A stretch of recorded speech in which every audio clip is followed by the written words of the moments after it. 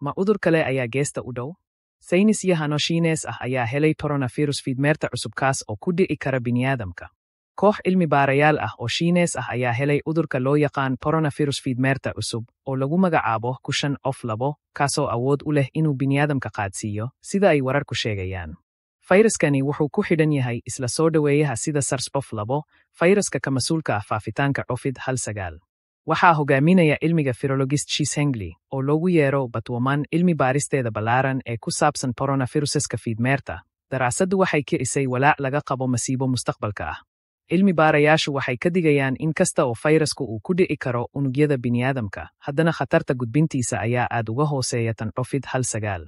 Waa kuwan wax kasta oo aan uga baahanahay inaan ka ogaanno fayraskan cusub iyo khataraha ka iman kara. Waa maxay Kushan-of-2? Kushan-of-2 waa fayraska fiidmeerta ee dhowaan la aqoonsaday kaas oo iska leh Merbeovirus subgenus, kaas oo sidoo kale ku jira fayraska cudurka neef-mareenka ee Bariga Dhexe, MERS. Fayraska waxaa markii ugu horeysay laga helay noocyada fiidmeerta Pipistrelle ee Jaban ee Hong Kong, waxaana hadda la ogaaday inuu awood u leeyahay inuu ku xidho dadka qaata angiotensin beddelka enzyme 2 A2, isla soo dhoweeyayaasha ay u isticmaasho SARS-CoV-2 caabuqa. Sida laga soo xigtay daraasadda oo lagu daabacay joornaalka dib u eegis ee L, fayrasku wuxuu sidoo kale ku dhejin karaa A2 receptors ee noocyada kale ee naasleyda, kordhinta suurtagalnimada gudbinta noocyada kala duwan. Sidee loo barbardhigaa SARS-CoV-2? Fiidmeerta cusub ee coronavirus Shiinaha Kushan-of-2. Cilmi baadhistu waxay ogaatay in Kushan-of-2 ay ku xidhmi karto reseptorka angiotensin beddelka enzyme A2, isla reseptorka ay isticmaasho SARS-CoV-2 si ay u qaadsiiso unugyada aadanaha. Helitaanka Kushan-of-2 waa naxdin sababtoo ah waxay la mid tahay SARS-CoV-2. Labada fayras waxay isticmaalaan A2 receptors sida barta ay ka galaan unugyada aadanaha. Si kastaba ha noqotee, cilmi baarayaashu waxay carabka ku adkeeyeen in Kushan-of-2 ay si aad ah hoos ugu dhigto waxtarka ku xidhka bini'aadamka A2 marka la barbardhigo SARS-CoV-2, taasoo ka dhigaysa suurtogalnimada faafitaanka baahsan ee aadanaha aad u hooseeya. Tijaabada shaybaadhka ayaa muujisay in halka Kushan-of-2 ay ku dhici karto unugyada bini'aadamka iyo unugyada sambabada, awoodda ay u leedahay inay si degdeg ah ugu faafto bini'aadamka ayaa aad uga daciifsanta SARS-CoV-2.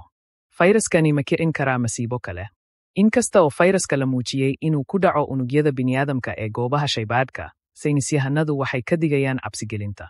Sida laga soo xigtay cilmi baarayaashu, halista Kushan-of-2 ee u soo ifbaxa sida cudur faafa ma aha mid aad u sarreeya tan COVID-19. Daraasadu waxay kiraysaa in coronaviruseska fiidmeerta ay keenayso khatar suurtagal ah, laakiin maaha dhammaan coronaviruseska laga helo xayawaanku si guul leh ugu boodaan aadanaha. Faafitaanka hore sida SARS iyo MERS waxaa sababay coronaviruses oo lahaa habab hufan oo bini'aadamka iyo bini'aadamka la isugu gudbiyo, halka Kushan-of-2 aysan u muuqan inay leedahay awood isku mid ah heerkan. COVID-19, Shiinuhu wuxuu yareeyey ugaarsiga asalka fayraska. Maxay saynisyahanadu ka sheegayaan khatarta? Kooxda cilmi baarista, oo ay ku jiraan khubaro ka socda shaybaadhka Guangzhou, Akademiyada Sayniska ee Guangzhou, Jaamacadda Wuhan, iyo Maxadka Wuhan ee Virology, waxay carabka ku adkeeyeen muhiimadda kormeerka joogtada ah ee coronaviruseska soo baxaya. Ururka Caafimaadka Adduunka, WHO, ayaa mar horeba Merbeoviruses ku dartay liiska cudurrada caabuqa ee soo baxaya ee u diyaargarowga masiibada. Inkasta oo asalka COVID-19 weli laga doodayo, daahfurka Kushan-of-2 waxay muujinaysaa baahida loo qabo la socodka wanaagsan ee cudurrada soonotip. Fayrasku ma leeyahay calaamado? Qaybta Kushan ee coronavirus waxay la wadaagtaa calaamado dhowr ah MERS, oo ay ku jiraan qandho, qufac, daal, iriiri, hindhiso, qarqaryo, cunto xumo, neefta oo ku dhegta